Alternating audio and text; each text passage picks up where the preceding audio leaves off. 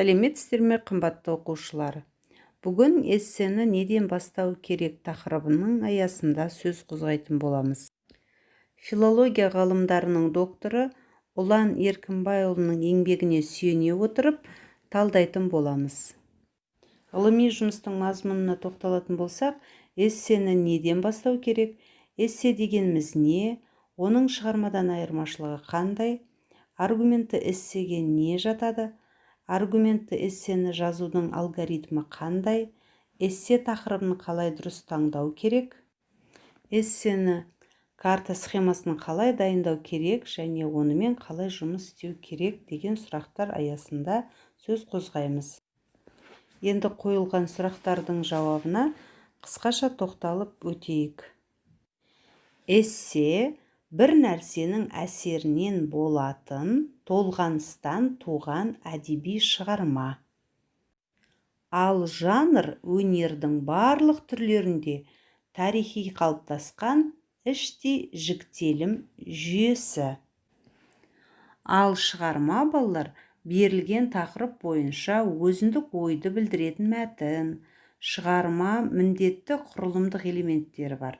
Кіріспе, негізгі, қорытынды бөлімі бар, еркін композицияға құралады.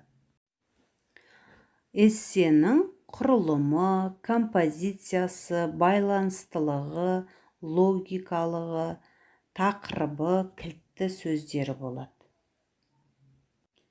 Эссе тақырыбы эссенің мақсатын, эссенің өн бойында не сұралып отырғанын, қандай мәселені қозғайтындығын көрсететін атау.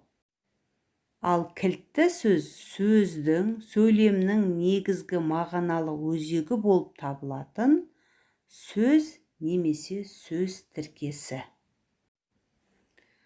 Эссе мәселесі өте күрделі, жан-жақты талдауды қажет ететін мәселе. Эссенің карта схемасы мәтін түзетудегі нақты параметрлерді, яғни аргумент арқылы сипаттау, тезис құрау, жазылатын эссе тақырыбын жоспарлау сияқты параметрлерді қамтитын эссе құрылымының визуалды сипаты болып табылады. Міне бірнеше сұрақтар аясында талдап өттік. Келесі мәселе.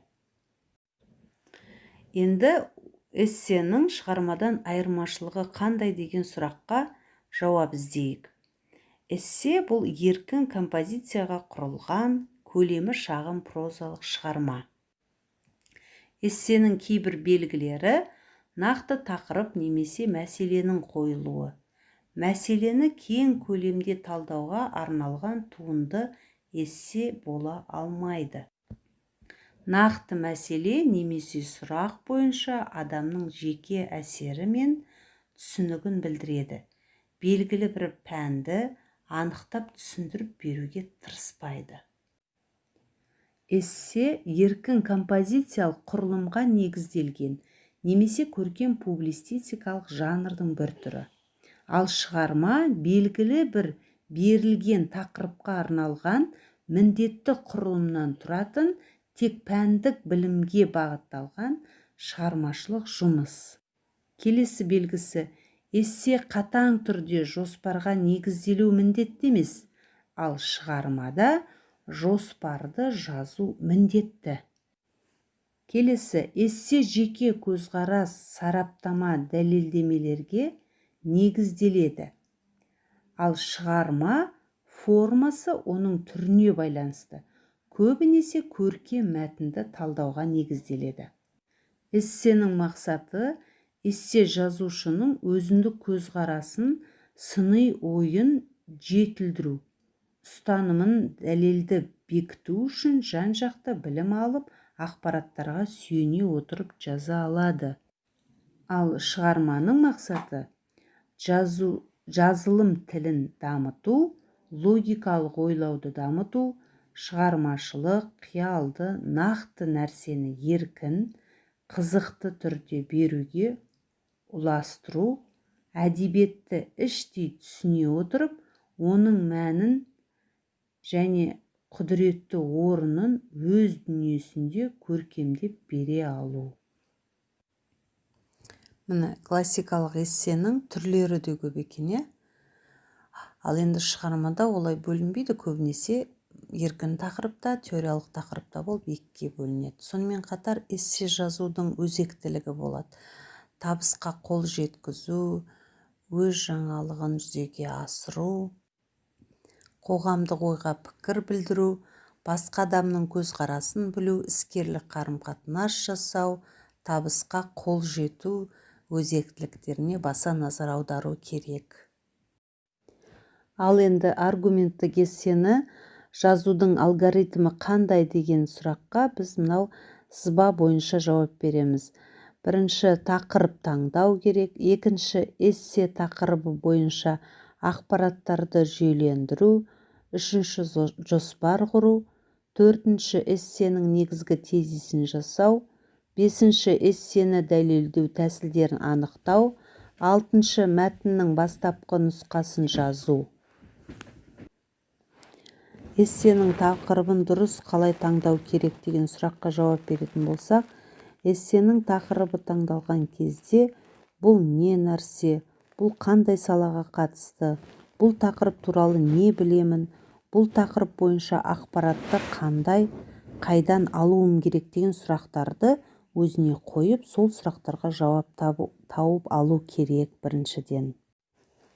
Осылайша балалар, біз эссе қолданатын ақпараттарымызды бір жүйеге келтіреміз, яғни оны жинақтап, сыни тұрғыда бағалаймыз.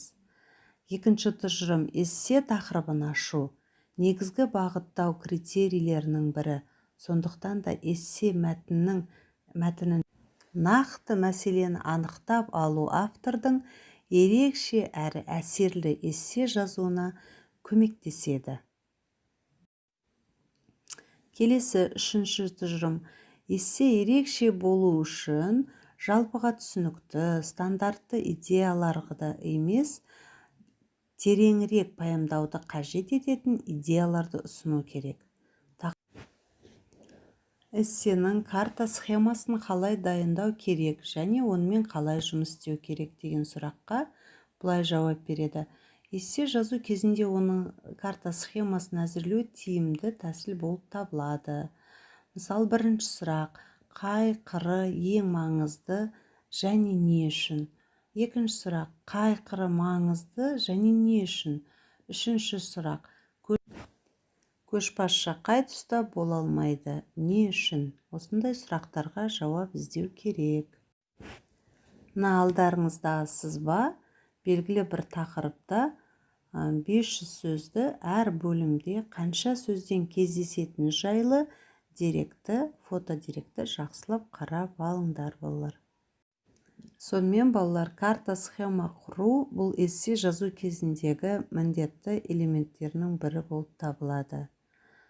Көңіл қойып тыңдағандарыңызға рахмет. Балалар, келесі сабақта кездескенше сау саламатта болыңыздар.